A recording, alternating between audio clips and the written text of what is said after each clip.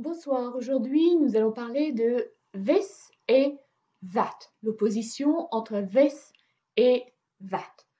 Alors, la première chose que vous devez faire quand vous analysez this et that, bien évidemment, c'est de déterminer si vous avez affaire pour that à l'adverbe démonstratif, au pronom démonstratif, au déterminant démonstratif ou bien au pronom relatif ou à la conjonction de subordination, puisque je vous le rappelle, that peut appartenir à 5 catégories distinctes.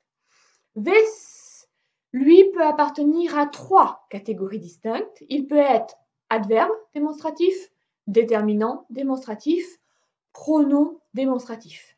Alors, pour faire la différence entre ces différentes catégories, je vous renvoie à de précédentes vidéos, notamment une vidéo que j'avais consacrée aux différentes catégories auxquelles appartient that. Ce qui m'occupe aujourd'hui, c'est l'opposition entre this et that. Normalement, quand vous avez fait un petit peu de grammaire traditionnelle, vous avez retenu que this permettait notamment de désigner des objets qui étaient proches de celui qui parle, alors que that permet plutôt de désigner des objets qui sont éloignés de celui ou de celle qui parle. En termes linguistiques, la personne qui parle, c'est l'énonciateur. Le moment où cette personne parle, c'est le moment d'énonciation. Et le couple formé par l'énonciateur et le moment d'énonciation, c'est ce qu'on appelle la situation d'énonciation. Donc on va considérer que quand on a affaire à this, il y a repérage par rapport à la situation d'énonciation de l'énonciateur. Au contraire, quand that est utilisé, au lieu d'avoir un repérage par identification avec la situation d'énonciation de l'énonciateur, on aura une absence de repérage par rapport à cette situation d'énonciation. Alors pour prendre un exemple très simple, cette vidéo est tournée en 2020. À partir du moment où vous savez cela, quand je dis this year, vous savez que this year désigne 2020, l'année 2020.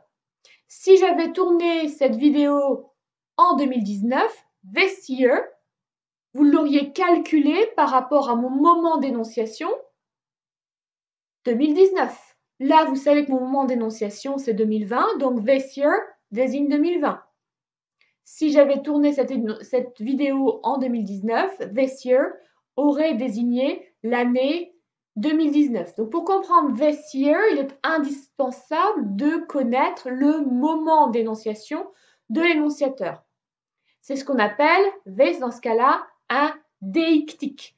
Un déictique, c'est un mot qui ne peut être compris qu'en référence à la situation d'énonciation de l'énonciateur. Au contraire, that here sera toujours ce que j'appelle anaphorique.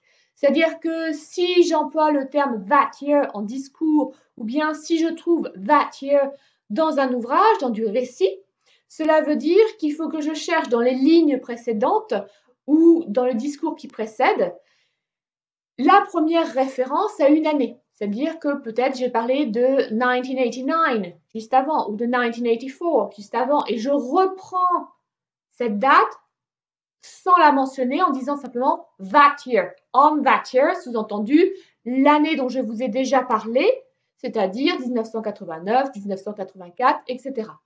Donc that sera anaphorique, il reprend une information déjà donnée précédemment dans le discours ou dans le récit.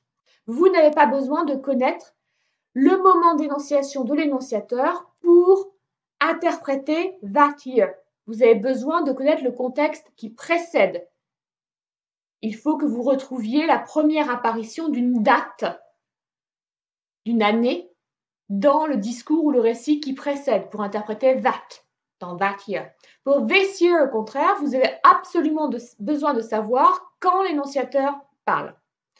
Bien, donc ça, c'est une opposition typique entre this et that, une opposition que j'appellerais temporelle, mais vous allez retrouver cette opposition aussi pour le spatial, Comme je vous le disais tout à l'heure, this book, ce sera plutôt interprété comme un livre proche de l'énonciateur, alors que that book sera interprété comme un livre éloigné de l'énonciateur.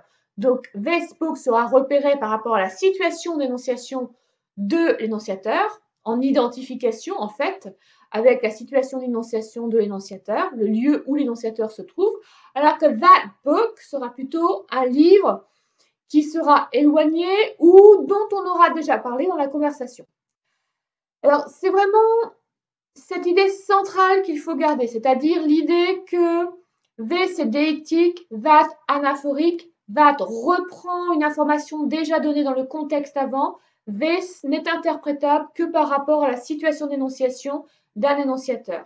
Après, les choses sont un tout petit peu plus complexes que ce que je vous explique dans une vidéo. Il faut regarder des exemples précis dans un texte. Et pour cela, évidemment, je vous renvoie comme d'habitude à mon ouvrage Linguistique énonciative, publié aux presses universitaires de Rennes sous le nom de Sandrine Oriez. C'est le chapitre 5 qui s'occupe de vous distinguer les différents emplois de this et that. Vous avez un cours complet sur this et that, ainsi qu'un exercice corrigé pour vous montrer comment analyser this et that. Donc j'espère que cette vidéo vous aura permis de mieux comprendre globalement le fonctionnement de l'opposition entre this et that, et je vous renvoie comme d'habitude à mon ouvrage pour un complément d'information qui me prendrait beaucoup trop de temps à développer en vidéo. À très bientôt pour d'autres vidéos. N'hésitez pas à m'écrire à l'adresse sandrine.oriez@gmail.com si vous souhaitez que j'aborde certains points. J'ai déjà d'autres points qui m'ont été envoyés par mail par plusieurs d'entre vous. J'ai pris un petit peu de retard en raison des vacances, mais aussi de la correction d'un certain nombre de paquets de copies.